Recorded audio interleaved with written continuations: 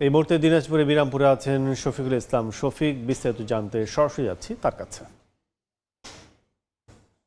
ভাইগর সীমা যে আজকে ভোর রাত্রে ভারতীয় সীমান্ত দিয়ে বিএসএফ 9 জনকে ভারতীয় নাগরিককে বাংলাদেশে পুষিনের চেষ্টা করে। তো এই জিনিসটা যখন তারা চেষ্টা করলো অন্ধকারের ভিতরে, তখন স্থানীয়দের মাধ্যমে স্থানীয় জানার পরে বিজিবিকে তারা খবর দেয়। বিজিবি তারপর স্থানীয় যে জনপ্রতিনিধি যারা আছে সকলে মিলে এখানে শত শত মানুষ এখানে প্রতিহত তারা গড়ে তোলে।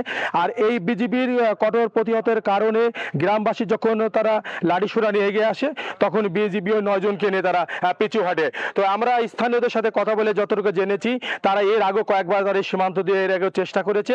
তাছাড়া একটি সূত্র বলছে এই 9 জনকে ভারতীয় রাজস্থান থেকে তারা বিমান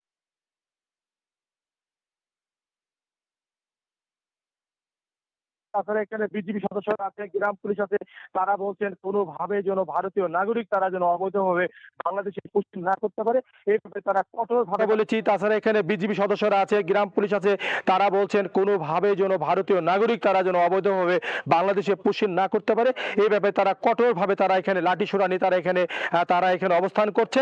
তারা বলছেন যে প্রয়োজন বোধে বিজিবির সঙ্গে তারা গ্রাম পুলিশ তারা একত্রিত হয়েছেন। তারা বলছেন কোনোভাবে যেন তারা পুষ্টি না করতে পারে, এটা তারা প্রতিহত করবেন। আমরা দেখেছি একদম আমি যেখানে দাঁড়িয়ে আছি এইটা ভাইগড় সীমান্তের শ্রীরামপুর একদম সীমান্তবর্তী এলাকা, যেটা হচ্ছে ভারতের সীমান্ত 291 এস পিলারের পাশে। তো আমরা দেখেছি যে ভারতের অভ্যন্তরে এখানে অনেক বিএসএফ সদস্য রয়েছে। তাছাড়া বাংলাদেশের অভ্যন্তরে এখানে শত শত নারী পুরুষ এবং গ্রাম পুলিশ রয়েছে, বিজিবি সদস্যরা রয়েছে, তারা কিন্তু মুখোমুখি অবস্থান। আমরা আর একটা জিনিস শুনেছি, তারা ভারতের অভ্যন্তরে যারা 9 জন যে নারী আছে, তারা কিন্তু ওখান থেকে চিৎকার দিচ্ছে। তারা বারবার চায় যে, তারা বলছে যে আমরা একটা সমাধান চাই, আমাদেরকে যেভাবে যে সরকারের মাধ্যমে তারা একটা সিদ্ধান্ত চান যে তাদেরকে বিভিন্ন সীমান্ত দিয়ে দেওয়া হয়। তো সীমান্ত এলাকা থেকে আমার কাছে এতটুকু ছিল সর্বশেষ।